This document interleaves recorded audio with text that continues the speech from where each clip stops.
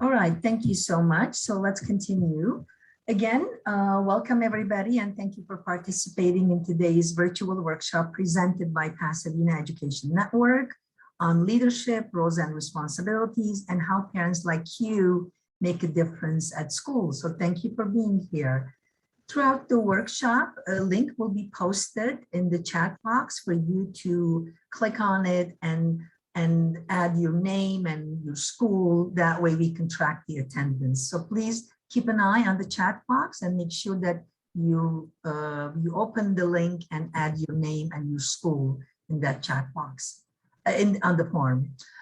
Briefly, the Office of Family and Community Engagement, our goal is to help children do their best in school and support their academic and social emotional growth, to help them graduate, be ready for college and careers. We collaborate with families, schools, and the community to enhance our shared capacity and shared responsibility to work together for our students' success. So one of the things that we do to accomplish our goal is by offering skill building workshops, informational workshops for parents and caregivers. Today's workshop is part of our collaboration with Pasadena Education Network and also with Pasadena School District Twilight Adult Education Program. This specific workshop is part of a certificate program that we have launched this year, where a parent could select 4 workshops throughout the year and at the end of the year receives a certificate from the Pasadena School District. My colleague Rosie will put in the link in the chat box of the Spanish and the English flyers for you to see all the different topics and the dates and times that you could select and be able to attend those workshops. One additional housekeeping item. At some point, our colleagues from Pasadena Education Network will be posting evaluation links in the chat box for you to do the workshop evaluation for us, because your feedback is extremely important for us to improve our services. So thank you for that. Now, without further ado, I would like to present our presenters, Susan Schwartz and Laura Diaz-Allen with Pasadena Education Network. Susan and Laura, please introduce yourself and take it away. All right. Good evening, everyone. My name is Susan, and I'm the program director for Pasadena Education Network, PEN. And this is the first time we're doing this particular workshop, but we have done a lot of work with parents about not just what are the different ways to get involved, but how to do it in ways that really make a difference and really are make things better. So I'm excited, and I will let Laura introduce herself, and then I'll share my screen and we'll get started. Laura, you're muted. I am muted. My name is Laura Diaz-Allen. I am a parent in the district of 2 high school kids, and I am the director of parent engagement for Pasadena Education Network. We have a lot to share with you tonight. We're so excited that you could make it. We know it's dinner time, and we are going to try to keep this interesting and dynamic for you and help you learn a few skills. There's a lot to learn about being a parent leader, and a lot of you already know a bunch of this stuff, but we are going to focus on a couple of things, and Susan's going to lead us through the first part. Okay. So before I go to share my screen, I do want to say that, one of the things that makes us a leader is just by showing up, those when we show up somewhere, when we arrive and we are there and present and paying attention, that's the first step. And so if you're able to turn on your camera and you don't mind being recorded as part of this workshop, it would be great if you could show up by turning on your camera. If you can't, that's fine, I understand, but we love to get a chance to see your faces as we get going. So if that's okay, I'm going to go ahead and share my screen. Let's see here, see if I can find the right thing to start with. Okay. Cool. Yes. Okay. So here we are. I want to sort of start with there are a couple of ways that we tend to show up as parents when to our children's schools. And in some sense, there are two things that kind of make us show up. And it's not like everybody is one or the other. You can be both. But one of the first reasons is we just want to know what is going on? How does it work? Who decides? What can I do to support? How can I feel connected to my child's school? The other thing that brings us to our school sometimes and to parent leadership is what could be. So maybe you have a concern about something, or maybe you have an idea for making things better. And so your question is, how do we work together to make change?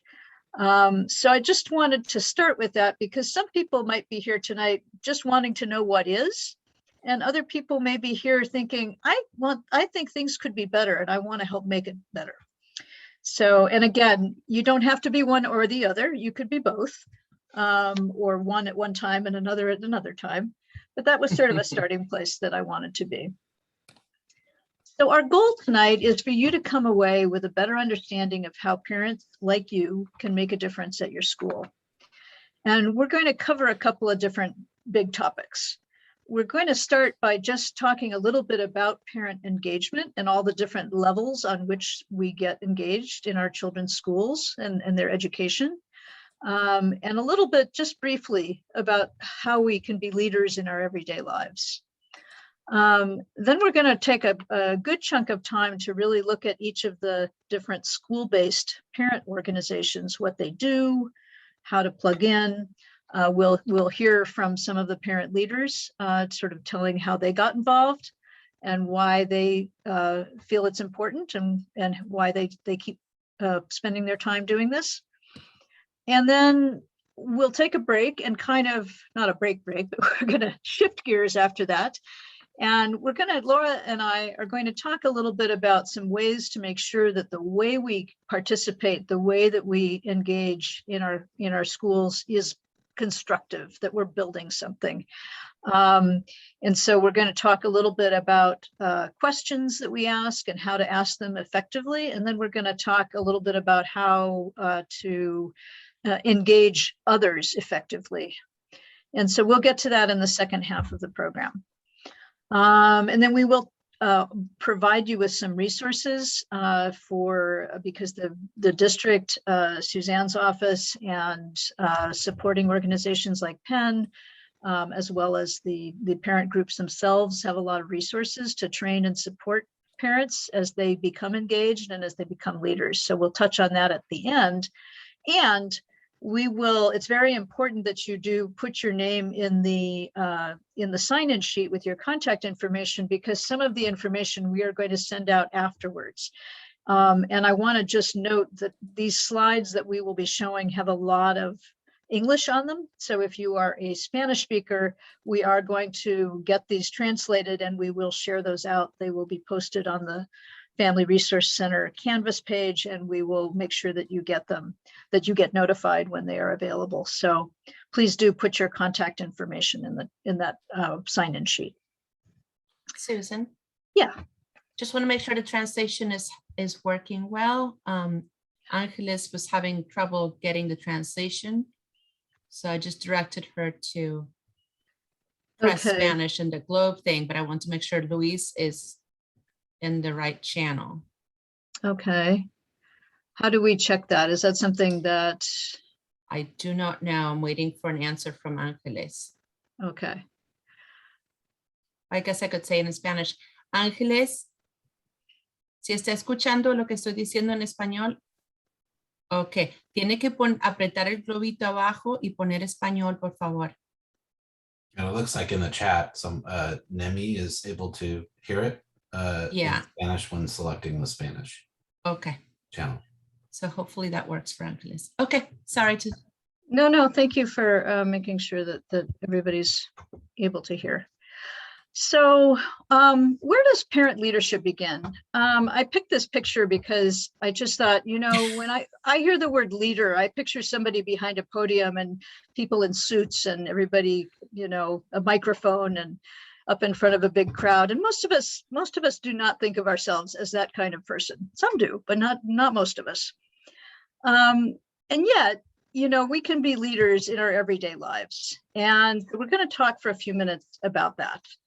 And I just wanted to sort of share, you know, with a few pictures here. When you're at home with your child and you're teaching your child how to fold the laundry or wash dishes, or you're just showing them, you know, whatever it is that they need to know, you're being a leader, right? You might be helping out at some event, whether at your school or somewhere else. You know, you may just be helping a neighbor who needs something. There are many ways to demonstrate leadership in our everyday lives. And that's really important, because I think that is really where most of the people who become leaders in official positions get started. And that doesn't mean that if you help out your neighbor, the next thing you know, you're going to be running for president. Don't worry, it doesn't work that way. But all right. So now I want to sort of talk a little bit about the different ways that we can become engaged at our school. And again, this is something that we do a whole workshop about, but we're just going to look at this triangle, this pyramid here. And at the very bottom of the triangle, the foundation, the thing that holds up everything else, this orange slice that says child-centered engagement. That's all the things you do with your child at home that help make sure that your child gets to school on time, every day, ready to learn. They have food, they have slept, they have clothing, they have a pencil maybe.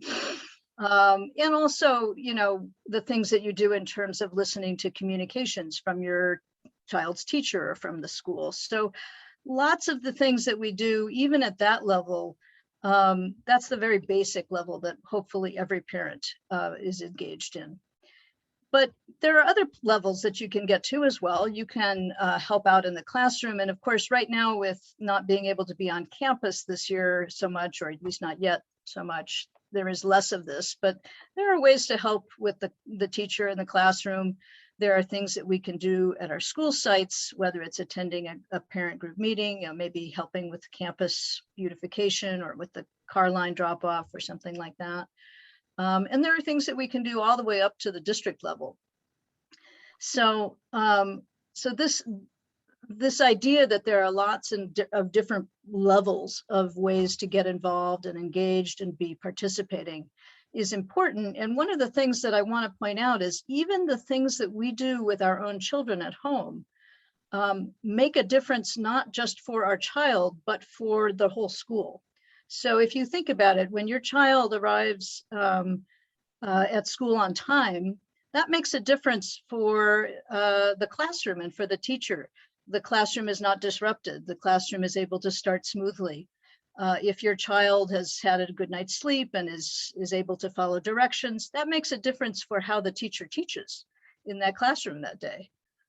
So even the things that we do that we think of just being for our own child, they do have an impact well beyond that. And so again, when I talk about being leaders in our everyday lives, it starts there. And that is really important, and we should never really forget that. Now I want to stop and just sort of quiz everybody. I want to get a sense of how people see themselves right now. So if you can go to the link, actually, I'm going to try something here. Let's see if this works. You can pick a number here. So you can be 1, I'm not yet a leader anywhere. I don't see myself as a leader. You might say I'm a 2. I feel like I am a leader in some part of my life, maybe with my children at home or maybe at work. You could say 3, I don't serve as any kind of leader at school, but I have volunteered or I have gone to a meeting or something like that. So, or you might actually be serving in an official leadership position. So Scott, you might hold up 4 fingers here, right? So let me see, just sort of pick for yourself, where do you see yourself? A 1, a 2, a 3, or a 4?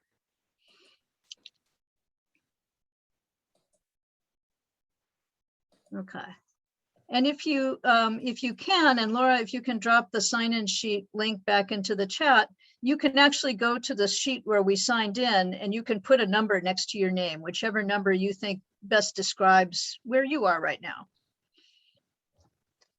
And again, you know, just wanting to get a sense of where people are starting from, because everybody starts from somewhere. So, and that's fine. Okay. Now we're going to shift gears a little bit here and talk about parent organizations. So what are some of the ways that we can get involved at our school sites? And I'm going to go to the next slide, and I'm just there are a lot of words on some of these slides, and what I want to do is I want to ask people to take turns, if we have any volunteers who can read the description of the organization. So let's start. Scott, do you want to read the Parent Teacher Association description? Can you see that on the screen okay? Yeah, I sure can. Thank you. So PTA is a national volunteer-based organization with state, regional, district level governance, as well as units. And when we say units, those are the PTAs that you have at your school sites. Its mission is to make every child's potential a reality by engaging and empowering families and communities to advocate for all children. All right, thank you very much. Yeah. And so one thing we'll also just note about PTA is that it is an independent organization. It's not run by the school district. It doesn't take place under the staffing of the school district. It is an independent, nonprofit, national organization. And in fact, every PTA unit is its own nonprofit organization. Right. Does anybody want to read the English Learners Advisory Committee? Maria, do you want to? Oops, I'm sorry. I didn't mean to jump away there. Got it. I'll do it. So English Learner Advisory Committee, ELAC. They require at school with 20 students or more, classify as English learners. Parent guardians of ELs advise the principal and school staff on programs and services supporting ELs. Okay. Now this, unlike PTA, is actually mandated by statute. So it's a required group that schools have to have, as Maria said, if there are 20 or more students classified as English learners at that school site. And with that comes some topics that need to be covered. There's a certain way that the meetings are run. And so some of these groups have different ways of operating based on how they're authorized. If they're an independent group like PTA, if they're a state mandated group with certain requirements for how they operate, such as the ELAC. Can anybody read School Site Council for me? I'll read it. Okay, School Site Council, or SSC.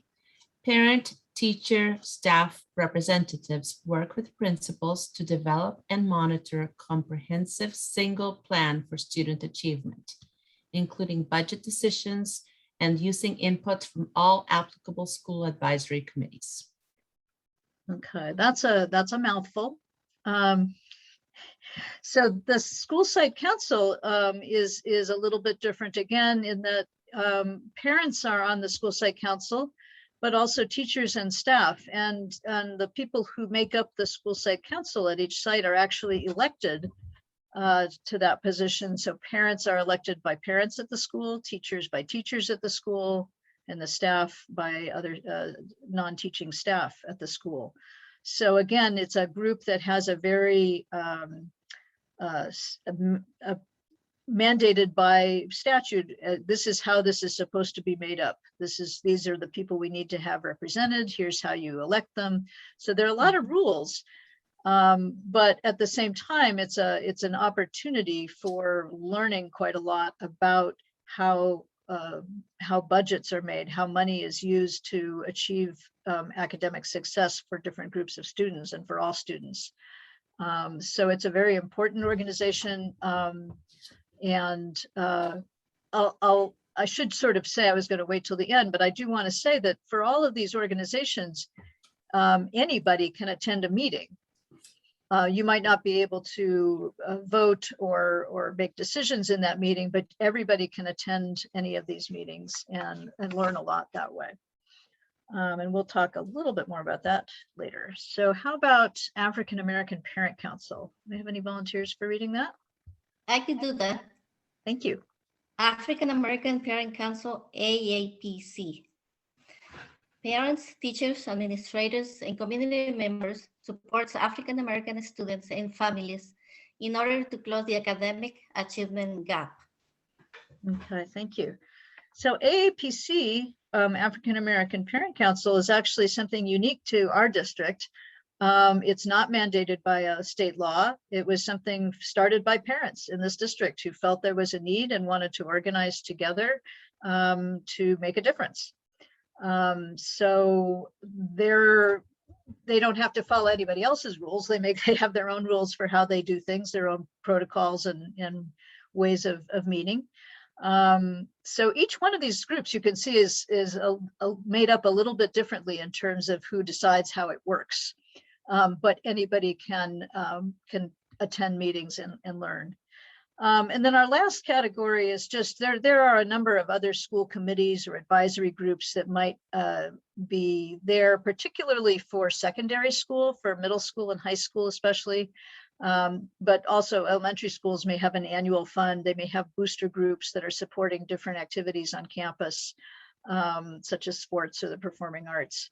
So that's kind of a smaller category here. We're not going to spend as much time talking about that, but I just wanted to mention there are various ways of getting involved.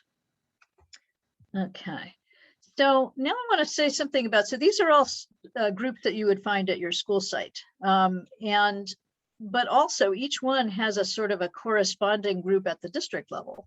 So for PTA, that's PTA Council.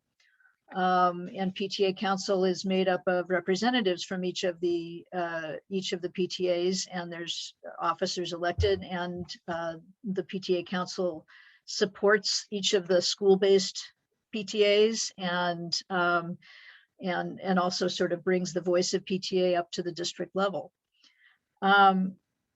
Similarly, English Learners Advisory Committee, the ELACs, have a district ELAC. And again, because that is by statute, that is a mandated organization, there are rules about how it operates and who can participate. But again, you have representatives from each of the school site ELACs coming together at the district level. And the district ELAC provides training and support for those school site ELAC groups.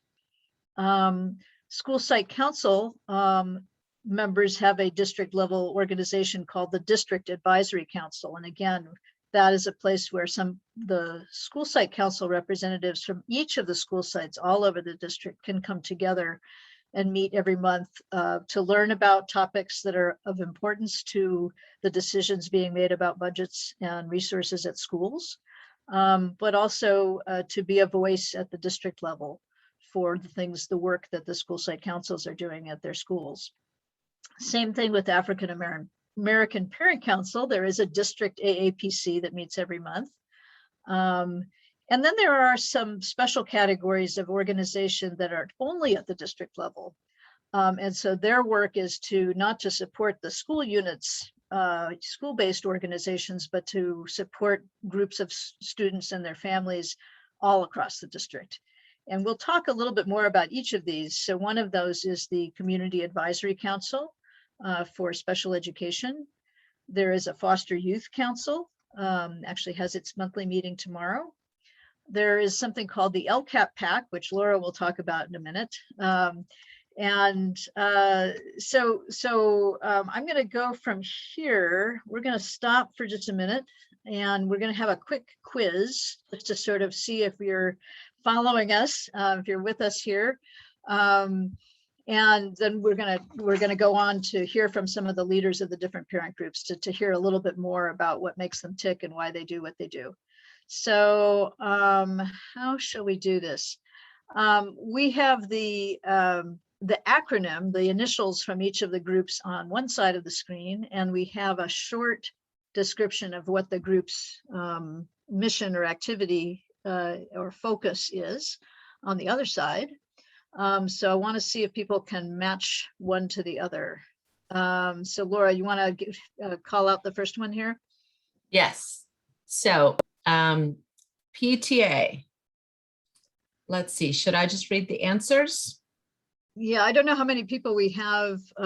Actually, I'm seeing like only a handful of people here, so I don't know if we have a whole group of people. If anybody wants to unmute and just call out what, maybe we read the mission and somebody calls out which group they think it is. There we go, that's easier. Okay, so let's read the mission.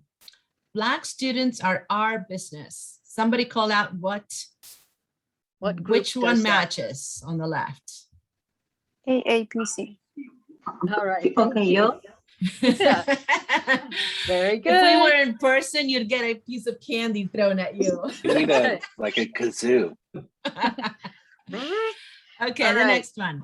Yes. An influential role in decisions that impact special education students. Who wants to guess that one? That's a tricky one. CAC. Yes, That is the Maria, CAC. CAC, thank you. You get one more piece of candy. Woo! Okay, I'll stop. I'll give somebody a chance. Okay, next one. Engaging and empowering families and communities to advocate for all children. I wonder if anybody knows the answer to that one. PTA? Woo, Lucy! Okay, very good. Next one. Determine the focus of the school's academic instructional program, budget, and related resources. I gave you a clue. SSC. Yes, SSC. And what does SSC stand for? Maria? Excuse Council. School Site Council. Council. All You right. get chocolate. All full points for that answer. Okay, You last should one. get all this candy. I know, right? A committee for parents or other community members who want to advocate for English learners. ELAC. ELAC, Yay. woohoo, yes. Good job, everybody. All right, well done. Okay, so I'm gonna, I guess I will stop sharing, but maybe I won't stop sharing. Yeah, no, don't stop sharing. Don't stop sharing. We are going to now take some time to meet some of the people who are involved with these groups. We have one of them, well, we have a couple of them here in person. So Scott, do you want to say a little bit about yourself and how you came to be involved with PTA? Yeah, thank you for having me. I'm Scott Harden. I'm the PTA Council of PUSD president. And let's see, I came to PTA in the fall of the spring of 2012. We had just decided on the school that we were going to send our eldest daughter to. And the first thing we did before we actually attended any school events, even before school started, is we attended a PTA meeting. And I think that what was nice about that is we really got a chance to see the culture of the school. And I think that really made me realize that PTAs really are that connection to the school community. And, you know, even if you don't have a child enrolled in the school, you can plug into your local school through the PTA, and it's really a great gateway for that. But since then, I've joined the PTA, and I've served as, you know, president, of treasurer, communications person, secretary at council, and now council president. So I've been involved in PTA for quite a bit. Lived it really for the past decade. And so I really, like I said before, I really see a lot of people misunderstand what PTA is all about. And they think the PTA is just a fundraising vehicle for the schools. And we're actually a program and service organization, and we stand for great student outcomes. We advocate for the students and their families. And we work with teachers to do that. That's why Parent PTA stands for Parent and Teacher Association, because we're partners with our school staff for great outcomes for kids. And it's really just a great place to be, to really, you know, be that voice for them, to stand up for them, and to offer enrichment. So we have events on campuses where we have science nights, we have literacy nights, just wonderful ways in after school enrichment programs, autumn carnivals. It's just a wonderful way to blend program social activities to help teachers but also to be there for kids. So I think that's what makes public school special, is the engagement of the community in schools. And so that's why I do PTA. Scott, can I hold up a microphone and ask you a super quick question? Yeah. As PTA Council President this year, could you tell us maybe one thing you're working on? Sure. Yeah, we at the beginning of this year, we have a great board of directors, and we really set out to do really kind of 4 things. One, represent our communities better. We're going to really spend a lot of time making sure our PTAs are accessible to all families, not just the ones that, you know, sort of typically gravitate to PTA. And we're going to advocate for better opportunities for kids. We want to be better listeners. And we want to tell better stories. We're really all about communication this year, and really helping units communicate out to the community. So really 4 things that we stand for this year, and we're doing those things. We're living out those things as we support PTAs. Thank you, Scott. Yeah. Does anybody have any questions for Scott while we've got him live here?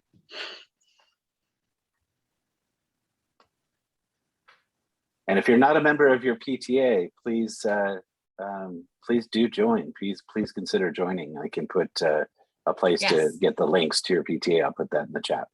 Yeah, that would be great, Scott. Thank you. Thank you. Yep. All right. Our next parent leader is. I don't think we have you here with us. Tengo una Begonia? pregunta. Huh? No. Oh, did somebody Tengo have a una question? pregunta para el señor Oh, Scott. okay. So Virginia has a question for Scott. Ajá. Cuando uno paga su, creo que son $6 o $7 por miembro de familia, pero también está el fondo escolar. El dinero que uno da de $6 por miembro de familia, ¿ese dinero es para la escuela, para programas, o cómo se usan esos $6 por miembro de familia, a diferencia del fondo escolar? Okay, so the question is where the $6 that one would pay for the membership go? Does it go to the school? Does it go somewhere else? And then she's asking about a school fund. So that's a separate thing. Yeah, I can talk about the membership dues, and thank you for that question. PTA, your local PTA is focused at your school for the enrichment of all children at your school, but there's also different levels of PTA all the way up to the national level. And so at the state level, at the national level, and those PTAs also advocate, they help encourage passing legislation, demanding more money for schools, both at the state and national level. And so your dues, about half your membership dues go to your local PTA, and then the other half go for advocacy at the state and national level. And PTA is one of the biggest education lobbies in the nation. So they're constantly engaged in making sure that more money comes to the local education programs, and that there's more federal support for education. So I hope that answers that question. Okay. I assume Luis is translating. I hope so. Okay. Yep, okay. All right. And then a quick question about annual funds, which we haven't covered here. Right. So I don't know if Susan, you want to say something quick about that? Sure. So there's sometimes most of our schools have an annual fund, which is another, how to explain this? It's another group within the school, but its main reason is to raise money for the school. So as Scott said, people think about PTA doing fundraisers, and sometimes PTAs do raise money for particular programs or services to students. But annual fund is only about raising money for the school. So through the Pasadena Educational Foundation, PEF, each school has an account where people can donate money that gets spent that can be spent on different things. And it's usually the principal and the annual fund chair And there may be a larger group of annual fund folks who decide how that money gets spent. And we are not really going to say much more about that tonight, but I would just want to sort of emphasize that it's a very different kind of thing. So for example, some schools spend that money to hire staff, like a social worker or a librarian or a music teacher or something like that. So those are things that are on a level of spending and a commitment of spending that PTAs are not usually able to do. So as I understand, right, Scott, and you can correct me, when the PTA raises money, the idea is that we're raising money for things that we're doing this year, for programs that we want to do, for supporting our teachers with materials or field trip stuff or whatever for this year, for all students. Whereas annual fund might be, saving up for something big, like a playground equipment or something like a salary for somebody, and can actually save up for something that will be used over many years. And that's one distinction. For the most part, yeah, PTAs spend their money in the year that they raise their money, with the exception of grants and things like that. The key difference of PTA is that the money they raise is used to run their programs. Can you give an example of a program when we say programs? Absolutely. So let's say, some units have after school enrichment programs for students. So they'll do after school clubs, or they'll do tutoring, or whatever the things that the PTA decides to do, or they'll do a science night. And that's a program as well. So they would raise the money so that they can actually produce those programs for the kids. And so they can also, other units have scholarships for teachers. For instance, teachers can apply for a specific grant, to fund something in their classroom, but they have to show and demonstrate that the funds that are being used are going to be directly applied for development and enrichment of children's education. So that's really the like I said, the misnomer is we're not just raising money for a new school playground. We're actually raising money to actually do a program where kids could actually participate. Thank you. Thank you. All right, our next, there we go. All right. So Begonia is not with us. But I have known Begonia for years and years, so I'm just going to read the parts of DLAC. I first got involved with my child's education in preschool at Families Forward, which used to be Mother's Club. Then at Rosefield Elementary, I joined ELAC and PTA. I've continued to be involved in ELAC and PTA as my children have grown and switched schools. A few years ago, there was an opening for chair at the district level version of ELAC, which is DLAC. I'd been attending as my school's representative, and people knew me and felt that I could do the job. So they asked me to step up.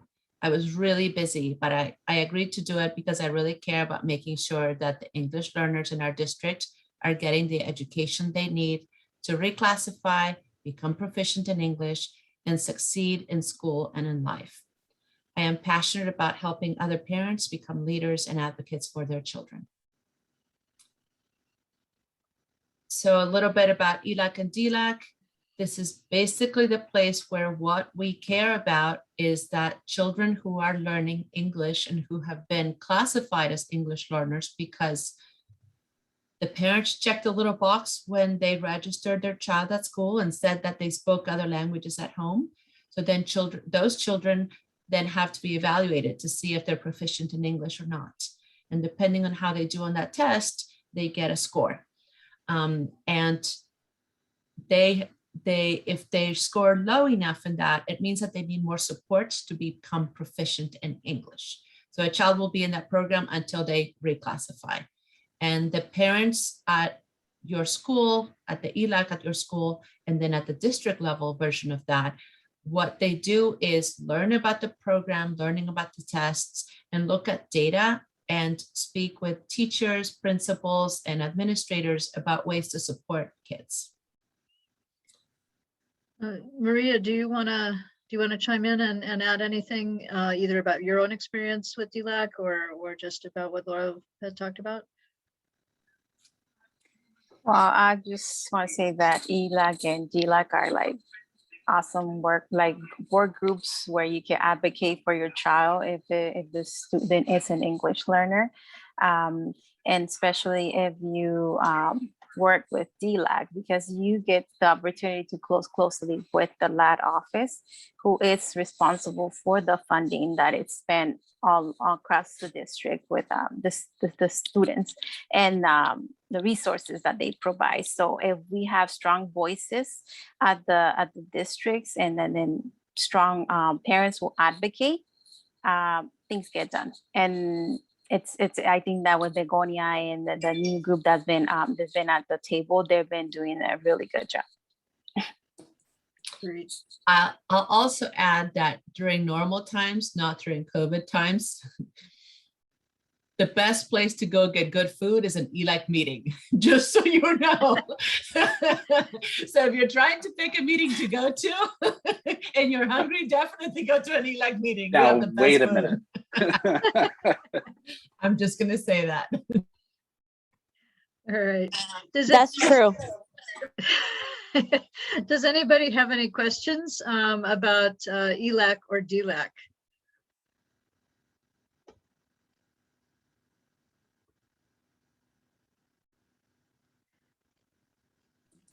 All right. Is it okay? Are we ready? Should we go on? Uh-huh. Okay. All right. So why don't I, just to break things up, I'll read this one, Laura, just to give you a rest. So the District Advisory Council, and remember, this is the district level version of the School Site Council. And we have Jennifer Higginbotham here on the slide. She says, I was drawn to School Site Council when my oldest daughter started at Hamilton because I like reviewing data and I like understanding how the budget is allocated. So again, some people would rather not look at numbers, and some people really want to know where the money is going and where and how the students are doing. Participating in School Site Council gave me a voice in how my school functioned and helped me understand the challenges facing our entire school community: students, teachers, staff, parents, and guardians. Serving on Hamilton's School Site Council led me to attending the District Advisory Council meetings, where I have been able to gain a district-wide perspective and advocate for what I see as the best use of our resources. After Hamilton, my kids moved on to Blair, where I currently serve as the chair of the Blair School Site Council, and she is also now chair of the District Advisory Council.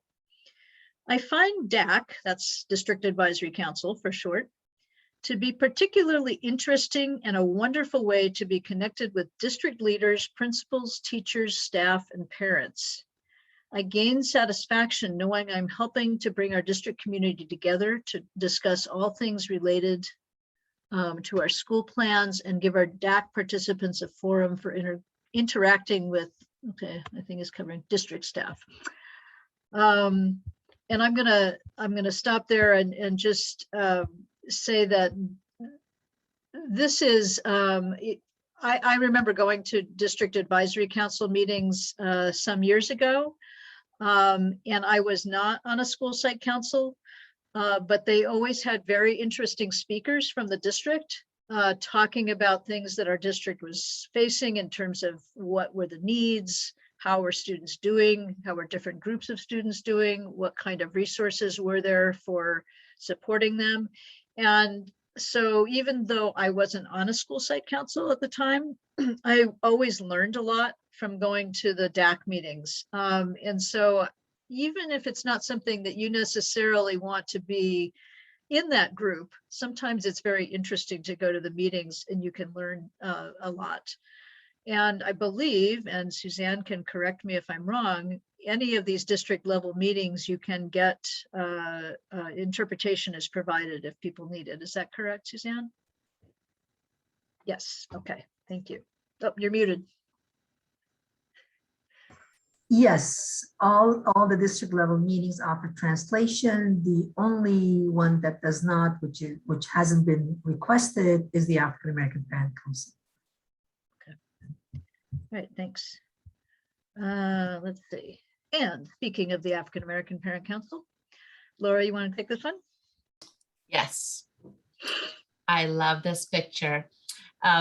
We are featuring Nia Harris, but the other two women in the picture also helped to run African American Parent Council.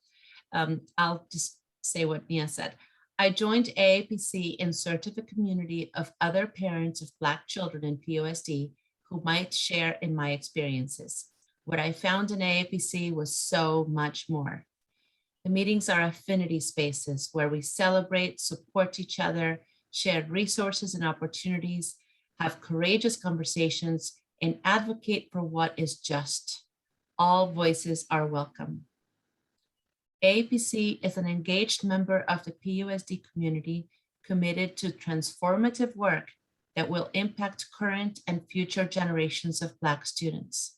As parents, we recognize our power in unifying around issues that matter. We are stronger together. I have to tell you, just like I hyped up the food at the ELAC meetings and the hugs, this meeting is one of my favorite places to go for just the spirit of it, just how members just support each other. It's such a positive place to be. And I think we're all kind of taking mental notes and learning from this group on ways to bring the rest of our meetings to that place where it just feels good to go.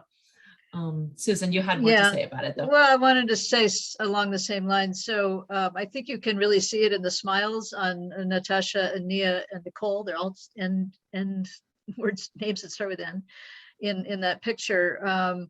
This is another meeting that I often attend, the monthly district AAPC meetings. And again, because as Laura said, there is a lot of joy and a lot of positivity in these meetings, and I learn a lot. Even though I'm not Black, I don't have a Black student, and yet I always come away with something, and I've learned something important. I took it off the slide, but I want to mention a few of the kinds of things that African American Parent Council those parents have done as a group, because this is a good example of a parent group that formed not because it was required by law, like the ELAC and DLAC, but because they felt a need. The parents wanted to get together to do things. And so they actually have done quite a few things. One of the projects that they put together is something called Math Power Hour, which was a collaboration between the parents, the teachers union, and the district, the curriculum and instruction staff at the district, to come up with a volunteer tutoring support, in-class tutoring support for first and second graders. And they piloted that program at, I think, 6 or 7 schools. And unfortunately, this was in 2019, 2020, and so we couldn't be in the classrooms after March. But what was really interesting about that, 2 things. One was I was very impressed to see how this group of parents saw a need for supporting students at those early years in math, and changing not just to their knowledge, but also their attitudes about math. And they were able to bring the district administration and the teachers union, so working with both groups, the teachers and the administrators, to come up with a program that was really well supported. They trained the volunteers. They were doing things to sort of measure where the students were at the beginning and at the end. So and the other thing is, it wasn't just for Black students. So when volunteers went into a first or second grade classroom, they had the teacher was on board. The teacher wanted them there and was ready to use their help. And any child who needed help in that classroom got it. So it was not just, this was something created by the African American Parent Council, but it wasn't just to benefit Black kids. It did benefit Black kids, but it benefited a lot of other kids also. So that's one example. Another, they raised funds for scholarships and support for tutoring services with the Caltech RISE program. And in the spring, or maybe it's in the winter, they put on a Black Living History Museum, which has been an event that brings a lot of joy. And again, kids who can participate, anybody can participate. So again, this is an example of a group that has a particular focus on one group of students, but it is so much bigger than that. And it really is very welcoming of other folks in the community. And I feel like that's a strength. Right. Oops, let me go in here. There we go. All right, Laura, you want to talk about the CAC? Yes. So the CAC stands for Community Advisory Council, or committee. To be honest, I always get it wrong. And it is a district level organization that does not have a school level version yet. I think we're working on that, on some version of this. I will read you some words from our current chair, Dr. Warren Skidmore, and then answer any questions you may have. I became involved with the Special Education Community Advisory Committee, the CAC, around 11 or 12 years ago when trying to determine how to get support for one of my children. The CAC was a great source of information and support. The CAC really helped me to find a path for supporting my child, and I took on an official role in order to help other people that were in my situation. I wish I could have read that with a British accent like Dr. Skidmore. It's so, it's so much more fun. This is a group that this year there was I guess we're trying to reconstitute the group a little bit, and we're coming back, but it's a very, very important group because our district, and not to get into too many details, but our district is its own SELPA.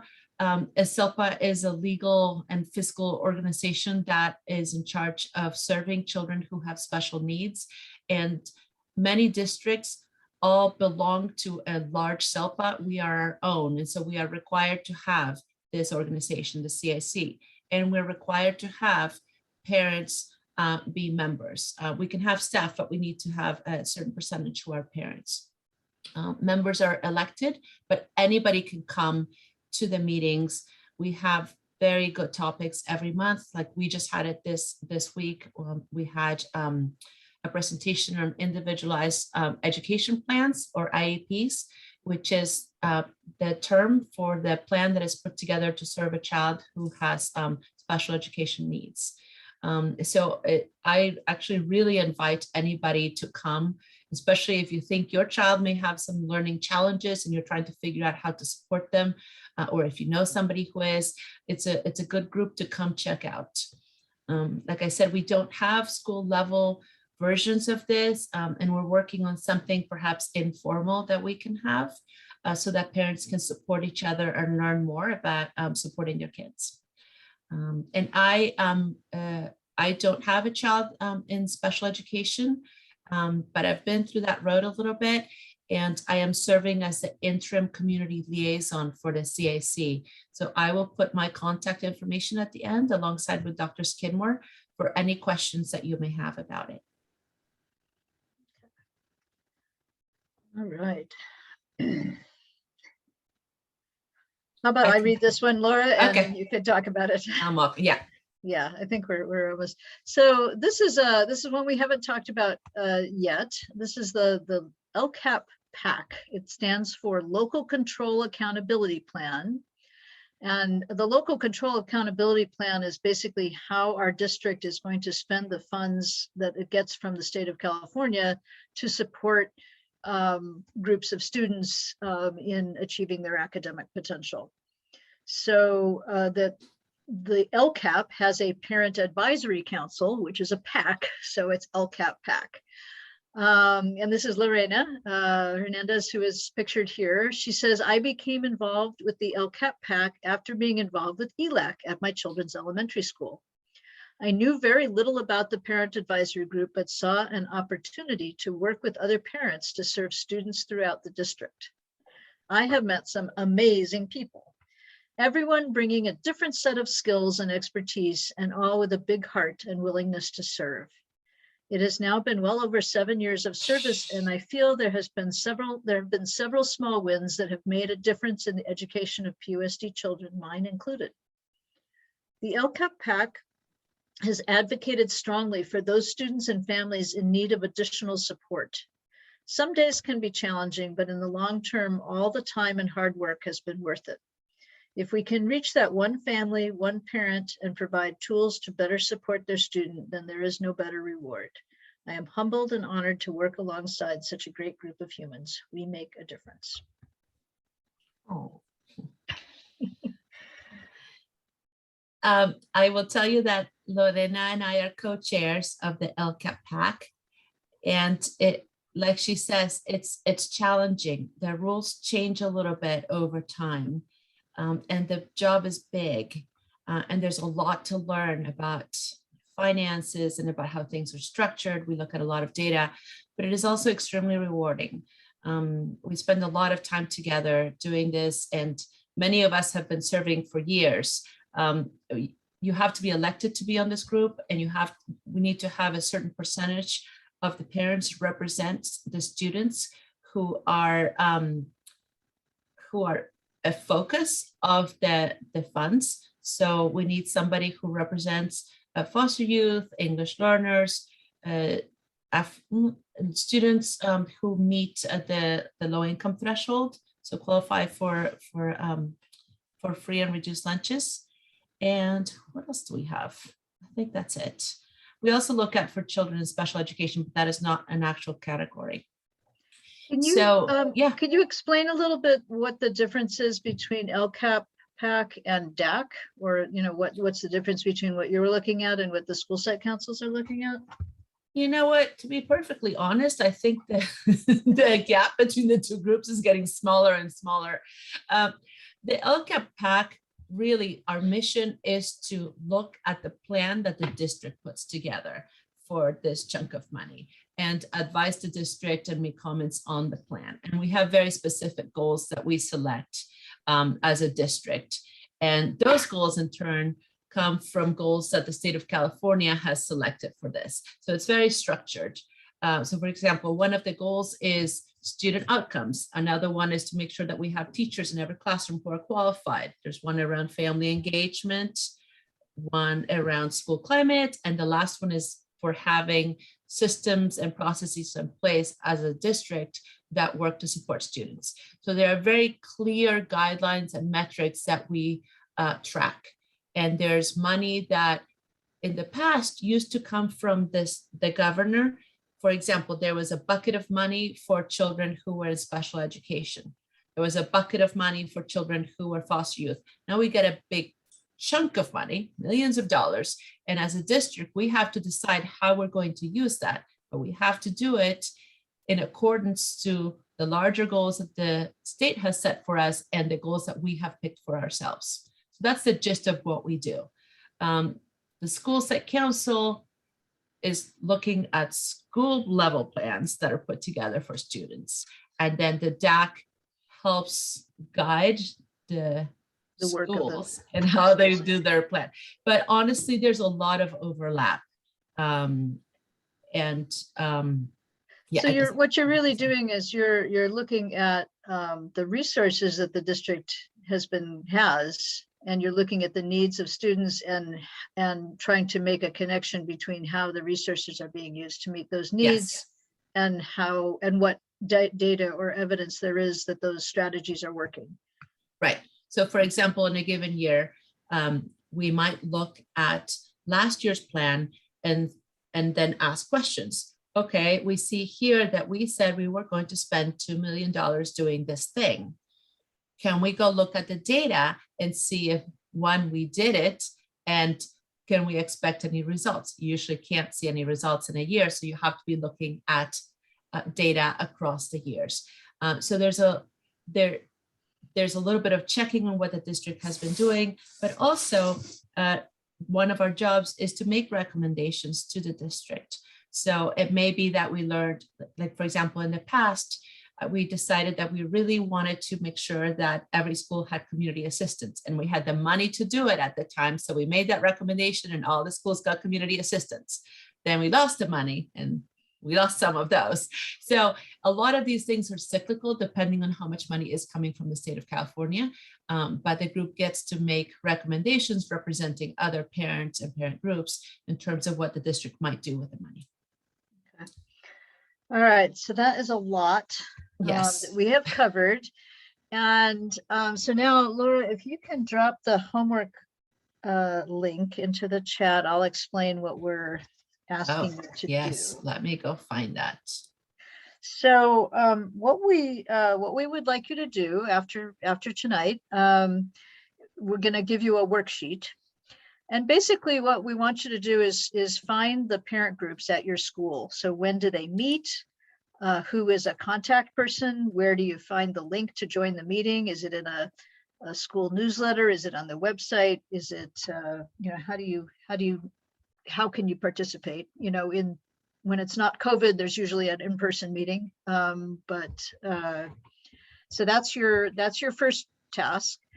And then I thought I had printed that out and I didn't. So then we have some other questions to sort of fill out about the group. So what we'd like is for you to plan to attend one or more parent group meeting. You may already be attending one of your school's parent group meetings, in which case you might want to check out one of the other groups.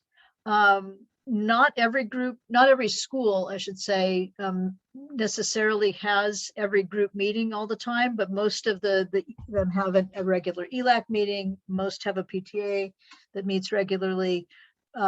Many have an AAPC meeting regularly and a school site council. So find out when those are happening. Pick one that you want to go to, perhaps one that you haven't been to before if you've already been to one of the groups. And then when you get there, I don't know, Laura, are you able to click on the link and open it up? Because I can't do that without stopping Let's to share my screen. Oh, you know what? No, it says I need access. Oh, Yeah, I shoot. was noticing it didn't give me access either. Oh gosh. Okay. We're gonna Okay, have to that's fix okay. We will fix it by the time this is over. that. Okay. I'll fix that while you're doing your questions. Yes. So anyway, the idea is to go to one of these groups, learn a little bit about how they run, how does the agenda get set for that group? Who does that and when?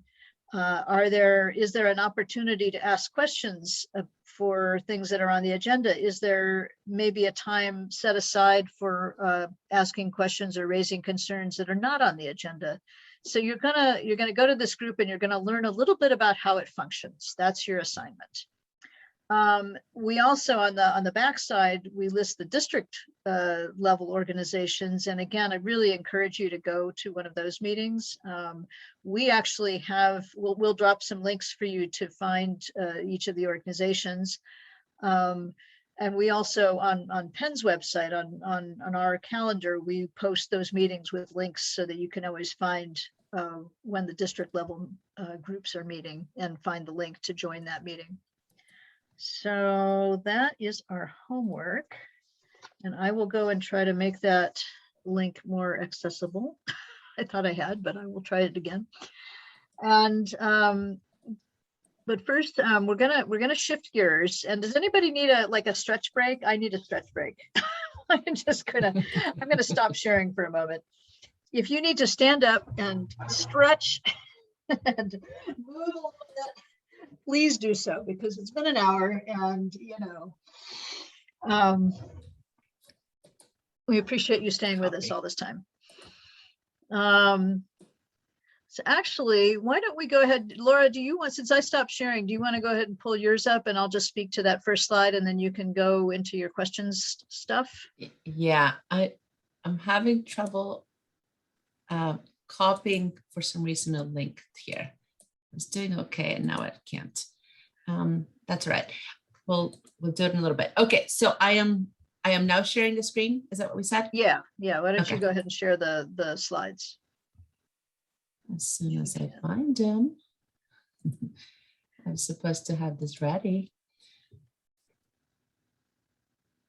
If you can't find them, then I can pop it up. But I think I might need you to keep sharing. okay. Oops. Sorry. All right, let me go back to share screen. Does anybody have a quick question as we transition?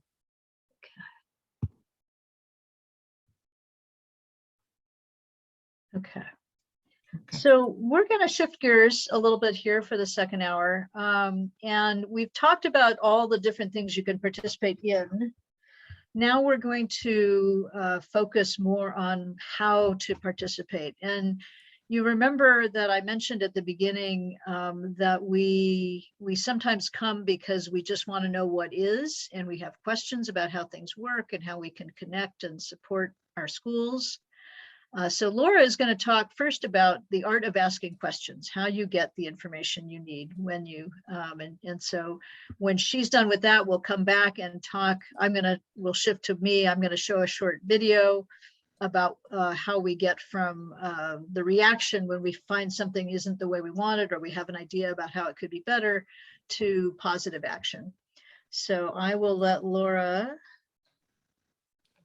talk about the art of asking questions, and I'll just keep screen sharing while you talk. So. Okay, so I have to first tell you that my mom claims that my first word ever was why. I don't think that's true, because in Spanish it would have been por qué, but that's what she says. So I've been asking questions my whole life, and I think I've gotten okay at them. And I think there's a lot of skills that you can pick up to be a leader, but one of the ones that I really like and I like to talk about is asking questions as a leadership skill. How do you do this? How do you get the information that you need? How do you model for others? How do you maybe change the tone of a meeting by asking a question? So the other thing I want to acknowledge is that some of us go to meetings and can't wait to ask all the questions, right? We have so many questions, we can't wait. And others go to meetings hoping nobody will ask a question and we can just get through the meeting as quickly as possible, right? Because we may have the experience that sometimes when people ask questions, they go on and on and on, or the questions just confuse everybody, or maybe the questions create a problem. So again, we may have people on kind of both sides of this, the ones that really like asking questions and the ones that really wish that nobody would ever ask a question. We can just get it done. All right, next screen, next slide.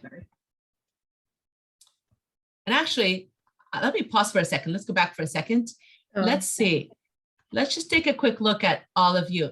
Can you raise your hand if you're the kind of person who likes to ask questions at meetings? Susan, we have Virginia, Maria. Let's see who else. I don't see the other cameras. Sometimes, right? Sometimes. Okay, Lucy. Okay, good. Thank you. All right, now we can do the other side. Okay.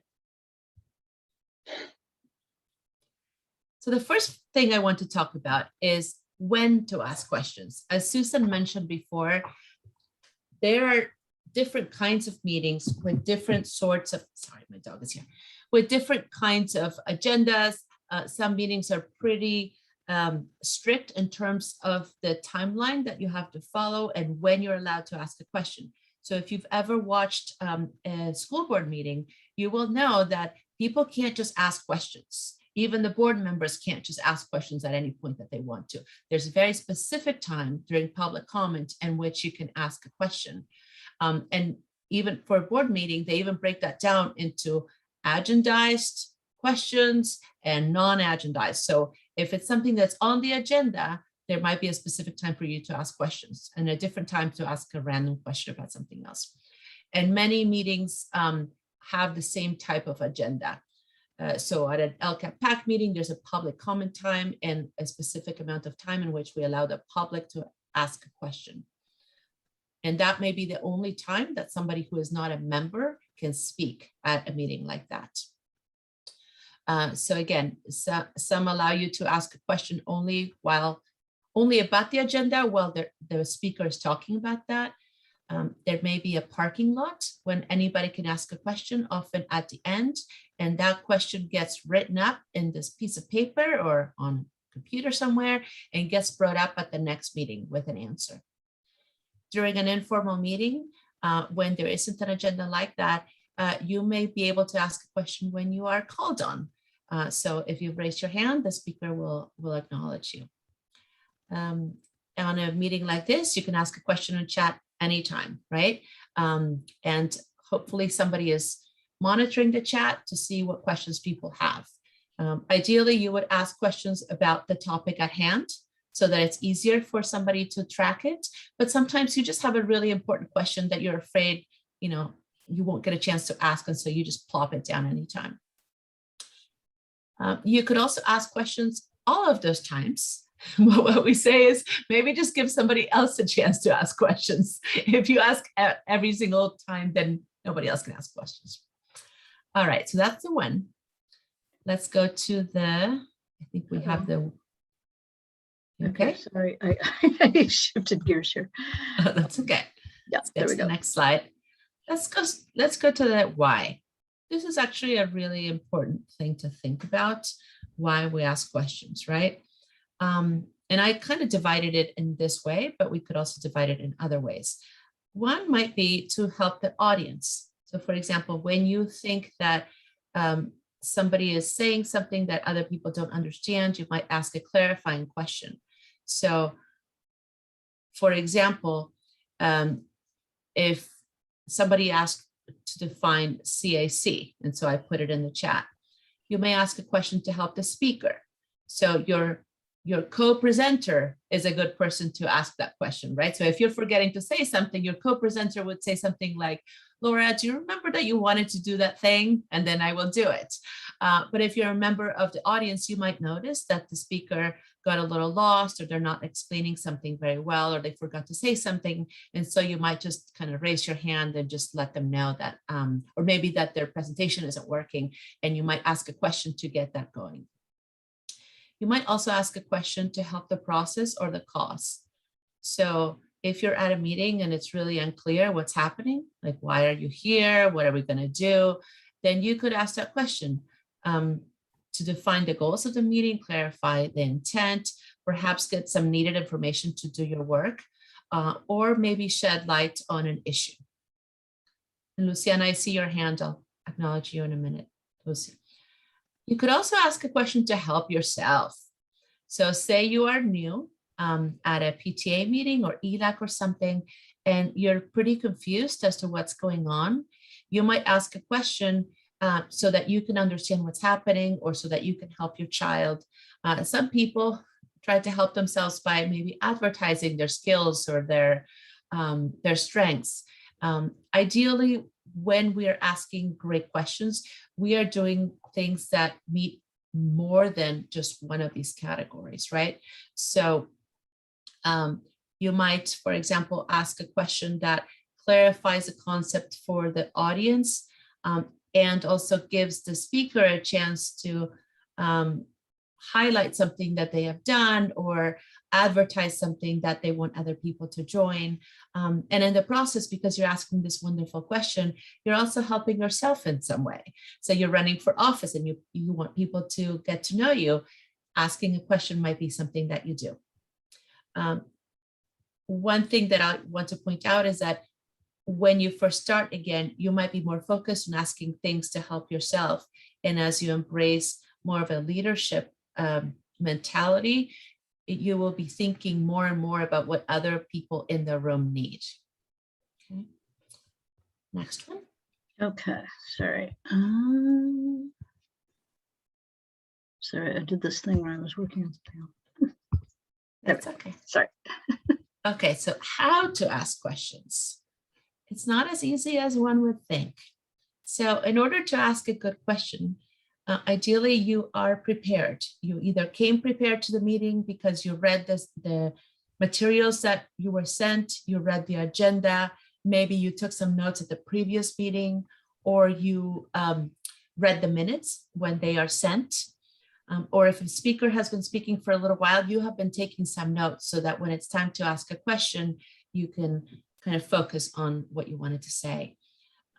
You ideally have a sense of what you hope to accomplish with your question.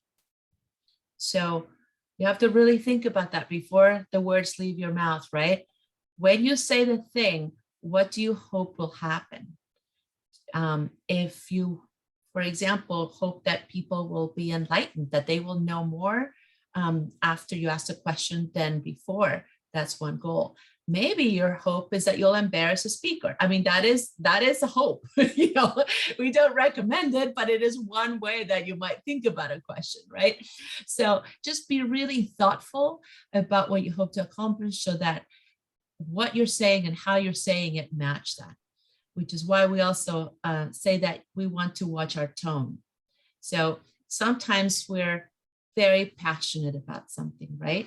And so when we ask a question, our passion might come across as anger or as being, as accusing the speaker or the speakers of something when we're really just passionate. So we have to think a little bit about how to match the tone to what we mean.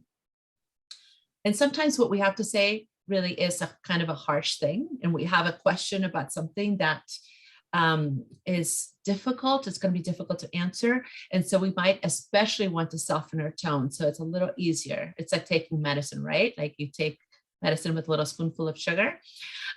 So just a thought about that. We want to seek to maintain and build rapport. Unless you're just coming to the one meeting and you're never going to come back again, hopefully you want to become friendly with the people who are attending. You want the speakers or the chairs or whoever to acknowledge you the next time you come to a meeting and you raise your hand. So again, ask a question for information, but also in a way that you're not going to hurt that relationship, right? You're going to build it. You also want to think a little bit about the time that you have available, the depth of the meeting, and the purpose. So if you're at a meeting that's going to be 20 minutes, we're just going to cover the basic stuff that we need to go do in 1 hour, right? That is not the time to ask questions about how did we get here, right? You may need to ask a very quick question about where do you want me to stand or what do you need me to do? The time to ask a question about, can we please look at the budget and make sure that the activity we're about to do is the right, that is not the time to ask that question, right? It doesn't match what you're trying to do. Again, also, if you are asking a question as part of public comment and you have a certain amount of time, like usually it's 2 to 3 minutes per speaker, then you have to be very thoughtful about how you ask it so you don't run over your time. Sometimes you'll want to provide a brief context for your question. So you may say something like, I was just looking at the data and I noticed that this group of students was doing less well this year than they were in the past. And then you ask your question, can you tell us more about why that might happen, right? It helps the speaker to answer the question, as opposed to just raising your hand and say, tell me why these kids are not doing well. The speaker may not even know that. So you want to provide a little context. If this question is very sensitive or requires a lot of preparation on the part of the chair or the speaker, I always suggest that you send your question ahead of time, or that you give the person a heads up. You say, I'm going to be asking you this question at the meeting. I just want you to know this, because they may need to go find some information. If you don't prepare ahead of time and you just think of that question during the meeting, and you notice that the question will require the speaker to prepare or to go find out more information, then just make sure you say, I don't expect a big answer right now. I just wanted to lodge the question, and I'm hoping that by the next meeting, you can have some information for us. Again, it's about respecting the person and knowing that they want to answer your question usually, but they may or may not be ready for that. Okay, and I think here I want to stop for a second. Okay. Well, you know what? I'll do the examples. No, I'll do the examples, sorry. And then we can get the audience to give more examples and to ask their own questions. I'm going to backtrack on that. Sorry, Susan. Did I stop sharing? Okay. Yeah. Okay. It's funny, I can see it and you can't. So no, I cannot. All right. How about now? Better? All right. Okay. So some of examples of the questions. So if you're trying to help the audience, you might say, could you please define the acronym? Like somebody just put in the chat if we could define CAC, right? Because I didn't get it and I don't think anybody else got it either. If we're trying to help the speaker, we could say, could we pick up where we were before the question? Or you said you had a slideshow? Or do you need someone to monitor the chat? Or I think you meant to say blah, blah, blah, right? So that's going to help the speaker do their job. if you're trying to help the process or the cause, you could say something like, could we take a step back to remember why we wanted to meet? What do we hope to accomplish in the next hour? Do we have all the information we need? Or I think I remember that we had spent so much money, but this slide says this other amount of money. Can you confirm the number? And if you wanted just to help yourself, you might say something like, could we use some extra eyes on those numbers because I'm an accountant and I'm happy to help? And then you could say, here's my information. And then that way you're helping and you're also doing something for yourself. All right, I'm going to pause now and see how we're feeling about questions. Do you have any questions about questions? Do you want to respond to the question about why do we get only 5 minutes for questions in meetings at the end instead of a longer time? Oh, yeah. Well, let's get the audience response on that. How long do we want meetings to last? If we're having a meeting that's packed with information, we may not be able to devote a lot of time to questions. But in some meetings, you want to have a lot of time for questions, right? You're trying to figure out what you're doing together. So you want more audience participation. I have a question. Go ahead. Virginia? Oh, sorry, I muted you. Okay. There we go. Oh, no questions from Virginia. Go ahead, Virginia. Yeah. That's funny. Yeah. Yeah. You know, I'm new at PUSD. I think I need to learn a lot, but I find myself going to meetings and somehow I feel like I'm in a class and it's a lecture. Yeah. And I am being lectured and I have questions. And then at the end, there's a group of 10, 15 people. And there is not, I mean, and I live with my questions. So I don't know. It's not a question. I just needed to say that. Yeah, I'm going to respond and then I'm going to give it over to Scott. Virginia, the reason I wanted to cover questions myself is because I remember going to my first PTA meeting when my kid was in elementary, and I didn't know anything about PTA. I didn't grow up in this country. My mom wasn't in the PTA. So I went to a meeting and I just didn't know what was happening. And there wasn't room for me to ask all the questions I had, right? Like I wanted to ask big questions like, what is the purpose of this? Why do we do things this way? And there wasn't time for that. So, you know, and some of it you learn over time and you have to know that you have to be a little patient. But other things, you know, you can find somebody to teach you things, or you can go Google stuff on your own, or you can follow up with an email. So I hear you. And I think most of us have probably gone through that. But it's a good thing for presenters to keep remembering, because by the time you get to be chair of something, you've been doing that thing for a long time and you don't remember what it's like to be new. So sometimes it's really good for someone to remind you, like, oh, I feel like I'm a kid in a classroom, you know? So I just wanted to say that, and I wanted to then hand it over to Scott. Yeah, no, that's great. I think that, you know, I can speak about PTA. One of the things that we tried to do when we helped train new leaders is to think about, you can have these meetings that have a really, you know, tight agenda where you know, there's a lot of presentation, but not a lot of listening. And those might go very quickly, but I think leaders need to be better at thinking about either having just a meeting where they're listening to people because people want to be heard, or it's good to have the agenda and do that, but have, you know, adjourn the main, what we call business, the main part of the meeting, and then have just a parking, what we call parking lot, where we'll stick around and listen and answer questions and talk about things, like have a discussion portion, which is kind of, I think, what Virginia was was saying is I want to have a conversation. I want to get some answers, and I want to be able to, say some things. And I think we as PTA leaders don't always do that. And I think Laura, you nailed it on the head. We sometimes forget what it's like to be the newcomer.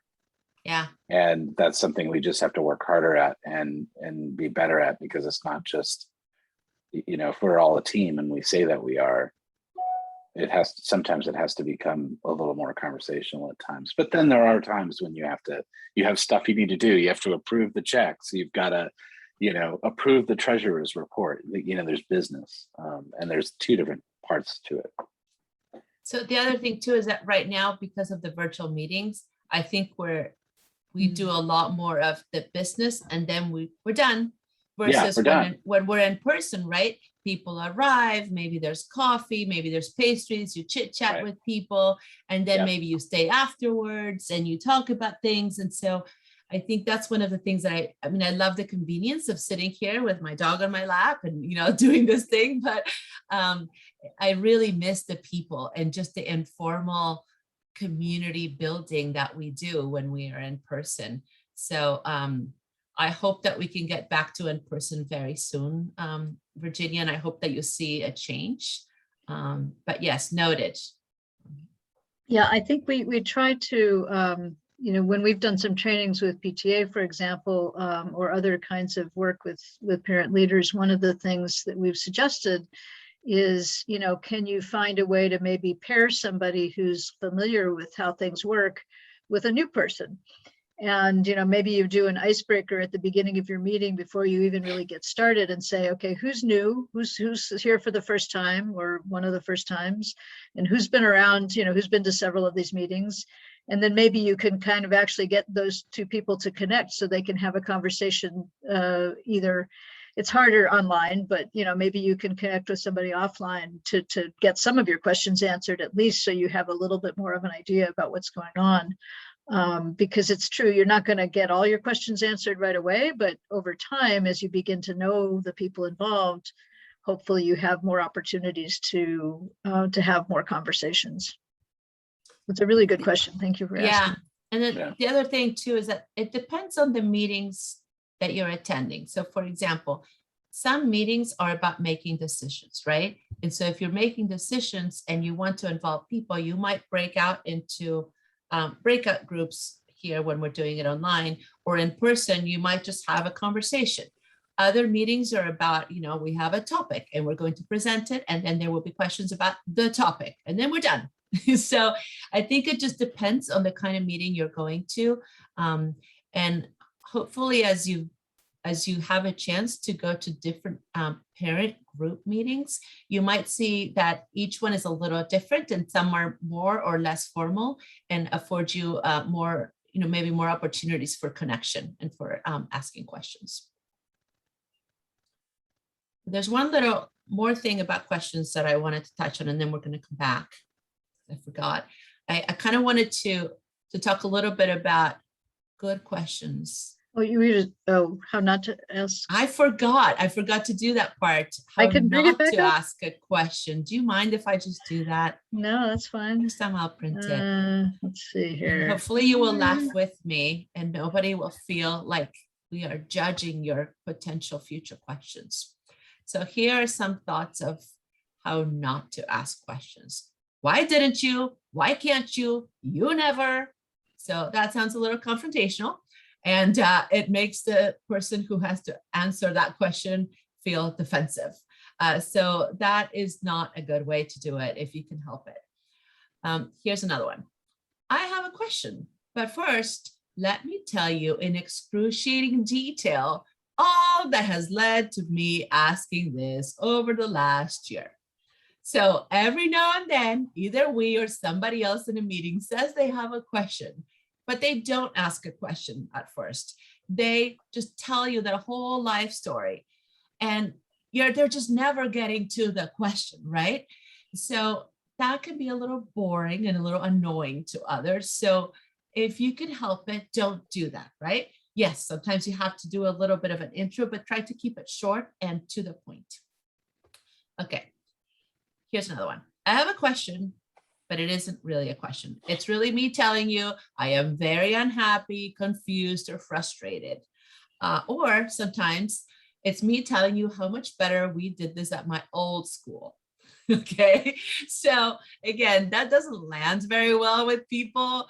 It's like, well, you don't have a question. You just want to get things off of your chest, or you want to brag, or you want to make me feel bad.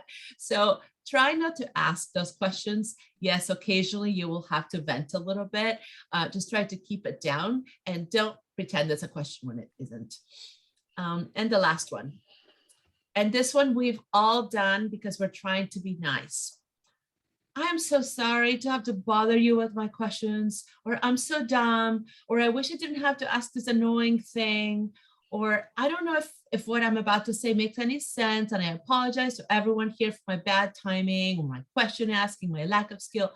When you hear that, you just feel really bad for that person. You want to lift them up and say, you know what, there's a leader in there. I know there is. Just shine, just ask your question, own it, right?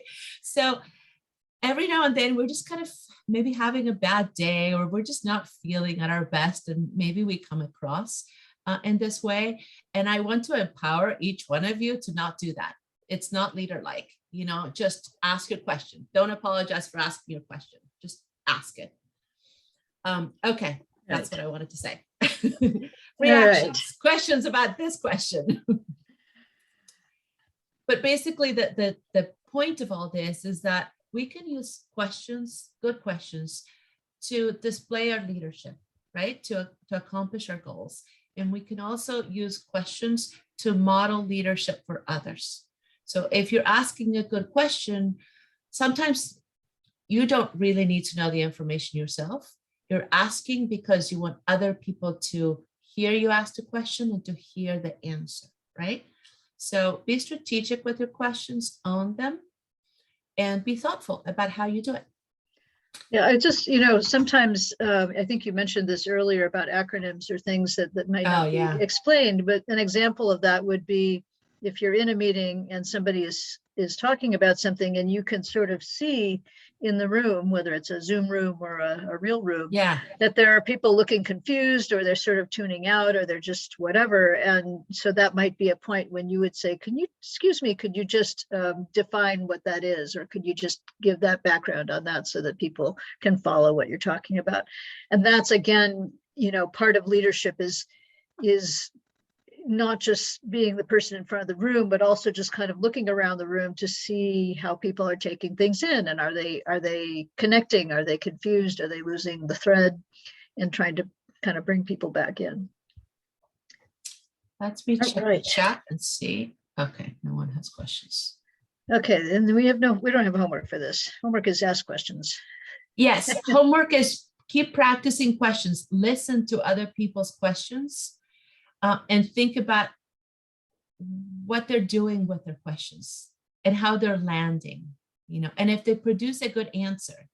So just this is something we're going to continue to do forever, right? Just get better at asking questions.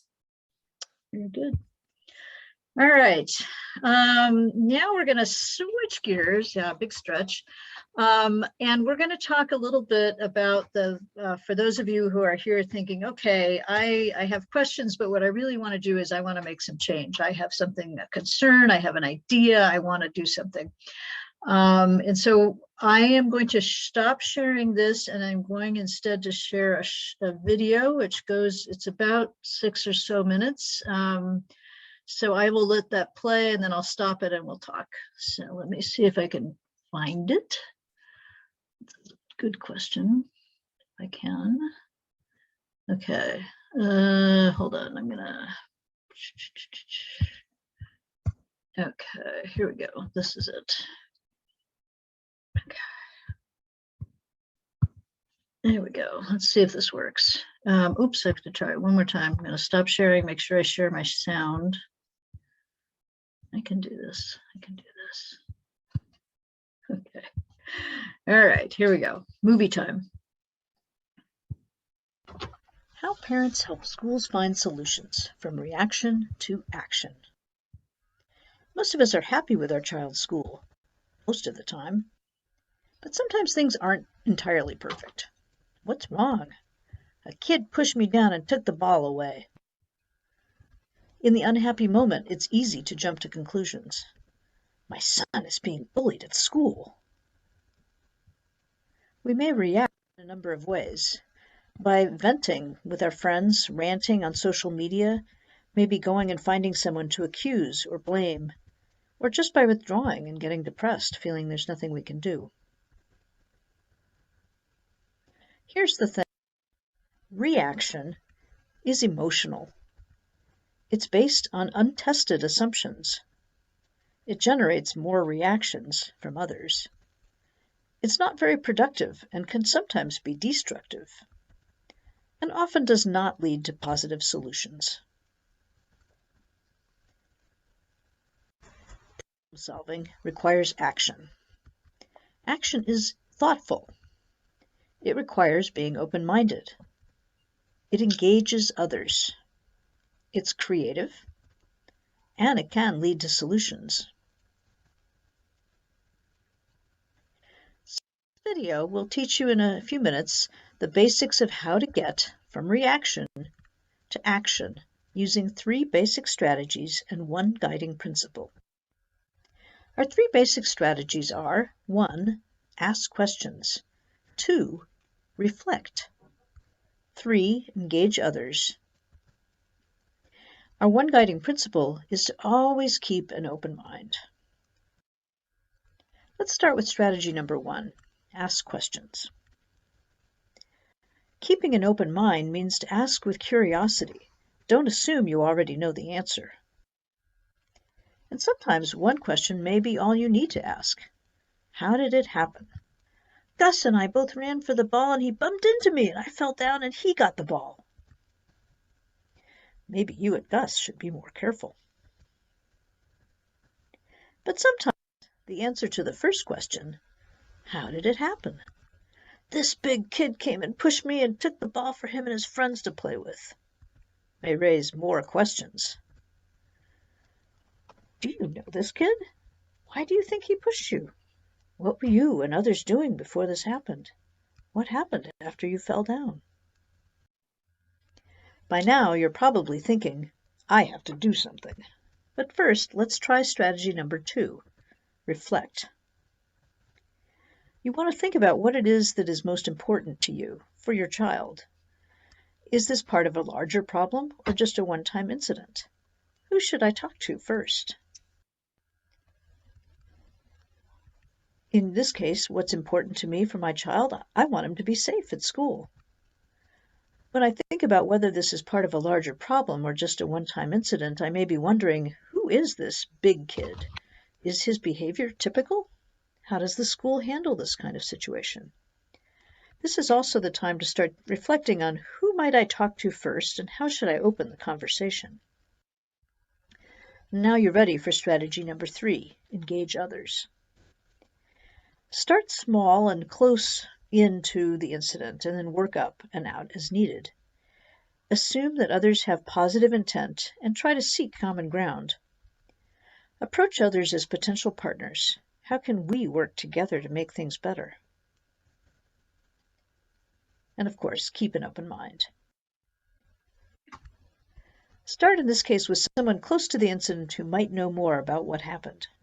Who supervises during recess? Is it a new aide, a teacher? Where can I find this person? How should I begin the conversation? My son told me a big kid pushed him down yesterday. Did you see what happened? Remember to ask with curiosity. Another person might have observed something your child did not think or choose to tell you. It was the 3rd graders' turn to use the ball. Sometimes the younger kids get out to recess earlier and grab all the equipment, and the big kids get mad.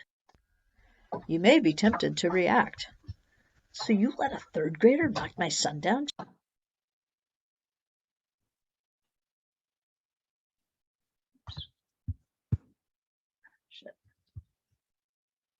Just because it wasn't his grade's turn to use the ball? That's not okay. I can't believe there aren't enough balls for each grade to have their own. But remember, reaction generates more reactions. She thinks it's my fault. It was her son's fault. I'm just one person. How am I supposed to keep all these kids under control? What a troublemaker. It's not very productive and can sometimes be destructive, and often does not lead to positive solutions.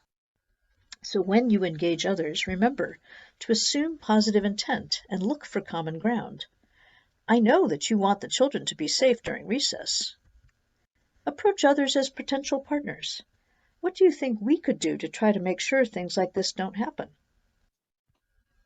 Notice that each strategy supports the others.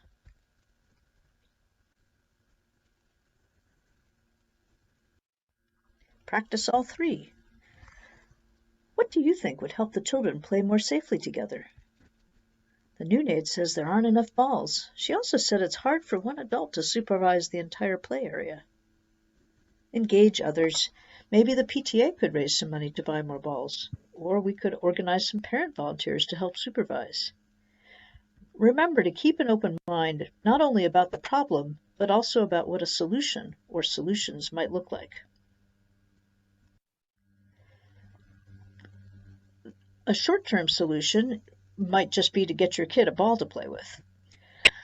But a longer-term solution that helps more children and might take a little bit more time and more resources to implement, such as buying a lot of balls for the whole school to have enough balls at recess.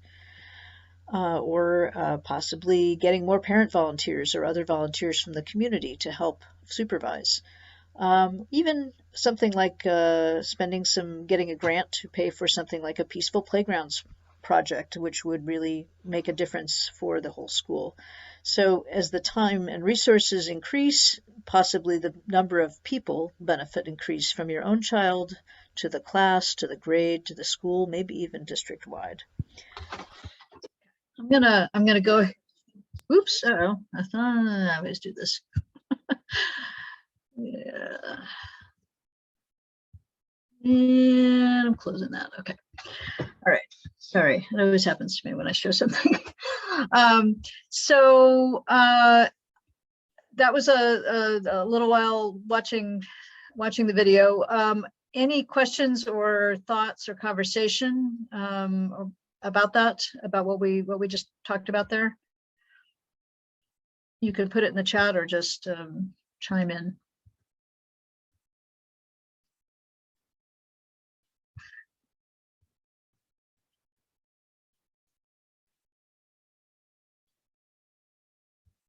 Okay, I am going to go back to the slideshow and just go to the next slide, and just to review what we watched. What can somebody tell me? What are the three basic strategies, or what's one of them? Thank you. You're okay. Okay, maybe that's. Okay. Did somebody have one of the strategies? When there is a situation like in the video, Yeah. you seek to understand and to problem solve. Okay. To be in the same team and find a solution together. Right. So what was one of the strategies? The first strategy was just to ask questions, right? So you want to understand the situation. So she asked her son some questions, and then she went and asked the new maid some questions. What was something important? How is a way to keep an open mind about asking questions? Oh, I love it. You need to gather. I'm sorry, my slides are not in sync here. Are you asking a question? I'm sorry. Okay, I'm gonna, this is awkward because when I'm sharing my screen, I can't see everybody. So I'm trying to sort of see the room and look at my screen at the same time. So we had three basic strategies that one was asking questions. So learning more about the situation. The other step was she had to reflect a little bit. So one of the things that we're going to get information, but we also have to think about what we've heard. We also have to think about what's important to us. So that's in addition to getting more information, also just thinking about it and really kind of sitting with some of the information for a little bit first. And then the other thing is that she looked to make a solution with working with other people. So that's the engage others piece. And then, and the one thing that we kept coming back to with the arrow was always trying to keep an open mind. So Annie, I'm just kind of, in the case of asking questions, keeping an open mind means you don't assume you already know the answer. I mean, sometimes when we ask a question, we're asking, but we're not really asking. So you notice when she said to the noon aide, she said, my son said someone pushed him down yesterday. Did you see what happened? Not, I know that, you know, somebody pushed him down, you know, what, tell me who did it. You know, it's more open-ended. It's a more open-ended question because you're trying to get information from somebody who may have seen something different than what you already know. So that's the asking with curiosity. And then the reflection was kind of stopping to think about, you know, and the first thing is really the most important. What's really the most important thing here for me? And in this case, you know, obviously it's safety. You know, I want my son to be safe. I want, if something happens, I want to know that the school has a way of dealing with that situation. And I want to know what it is that they do. And sometimes, you know, when something happens, it might just be a one-time thing, or it might be something that's an unusual situation. But other times it might be something you might be thinking, gee, it might be part of a larger problem. This might be a systemic problem. And so what you do about something that's just a, you know, if it's just like, oh, that never happens, you know, it was a weird situation is one thing, you know. But if it's something that looks like it's part of a bigger system problem, like there aren't enough balls and there's not enough supervision, then you're thinking about how to solve it in a different way. You're thinking we need to think, you know, about the bigger picture here. This other point about when we start to engage others is important. You know, a lot of times, I think, again, for a lot of us, there's an impulse to just, you want to, when you're upset about something, especially, you want to rant or vent, you know, you want to tell your friends, you throw something out on your Facebook page or whatever, and then everybody knows about it. So, or, you know, in some cases, in a situation at a school, you might think, I'm going to go talk to the principal. Something happened, I'm immediately going to talk to the principal. And sometimes, you know, if depending on what it is, it may be, it's usually better to start very close to the situation. So if it's something that happened on the playground, you know, who is supervising on the playground? If it's something that happened in your child's classroom, you know, start with the teacher. And I think this is important in part just because it's respectful and considerate of the people involved. And it's also because the people who are closest to the situation are the ones who are most likely to know more about that situation and be able to tell you some other perspectives on what it was that is going on. The question about how I should open the conversation when I go to talk to someone, I think is a really important one, because, and this is kind of a little bit along the lines of what Laura was talking about with how you ask a question. How are you going to begin? If you come in saying, I'm really unhappy about this thing that happened and I'm mad and I'm, you know, and it's your fault. I mean, you're not gonna, this is not gonna be a conversation. This is going to be you making accusations and someone else getting defensive. You're not gonna get much further than that. So thinking about how you're gonna open that conversation, how you're gonna ask with curiosity, and also demonstrating when you approach someone that you assume that they have a positive, that their intentions are good, that they are trying to do a good job, whether it's as a teacher or a supervisor of the playground or whatever it might be. You know, if you come in sort of assuming that they're at fault, it's going to turn into, they're going to react to you and you're not going to get very far. And then looking for common ground, and this is particularly true with the first person you talk to, but also as you approach other people who might be potential partners in solving this situation. What do we all care about in common? You know, I'm sure in the case of the new aide, you know, we all want the kids to be safe. You want the kids to be safe. I want the kids to be safe. We're on the same place on the page. We're on the same page with that, right? So, and then the partnership thing sort of, I'm not coming to you to tell you, to say, how are you going to fix this? I'm coming to you and saying, how can we work together to make something better? And then the last thing with keeping an open mind is to really, that it's sort of a thread that goes all through this. You're trying to keep an open mind about what happened, about how other people are involved. But you also sometimes have to really keep an open mind about what you think the problem is. Sometimes we sort of assume, oh, it's the teacher isn't doing a good job. Well, maybe that's not the problem. Maybe it's something else. And also, sometimes we think, I know what to do. I know it would be better if we did this. I have an idea. But as you're working with other people are going to have other ideas. And sometimes, what the solution or solutions might look like is more creative and better if you don't come in already decided this is how we fix it. So you're open to hearing other people's ideas about what the problem is, about what the solution might look like, or the solutions might look like. And I am we're getting kind of close to time here. So I am going to just wrap up with a few things, and we are going to put the evaluation link in the chat. So it's a very short evaluation for you to tell us how we did and how we could do it better.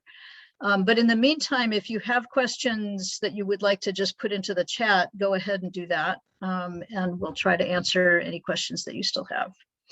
So I think the takeaways we want are that we are leaders when we show up and offer to help, and then figure out how to make ourselves useful or invite others to join us. When we ask questions about how things work, and eventually others start looking to us for answers or a better understanding of how things work. When we see a problem or get an idea and don't just go rushing off to make it happen, but connect with others to figure out a solution together, that's being a leader. And I think most important, when we advocate not only for what our own child needs, but for what other children and families with similar needs need. And leadership is also about practicing empathy and respect for others. So including those with whom we may be in disagreement at a time. And these are really the takeaways. So whether you're in a formal leadership position with an organization, a group, or just being a parent who's attending a meeting or helping out with an event, or just sending your child to school. These are all ways that we can be leaders in our everyday lives and really make a difference for our schools. We will share all these support materials, all the links. We're going to get the actual slides translated into Spanish so that we can share those as well. So if you haven't already, please put your contact information into the sign-in sheet so that we can follow up and get you those resources and links. And we will also post them on the Canvas page so that'll be another way to find them. And with that, I'd take any other questions that you have. Thank you so much for spending the time with us. We really appreciate it.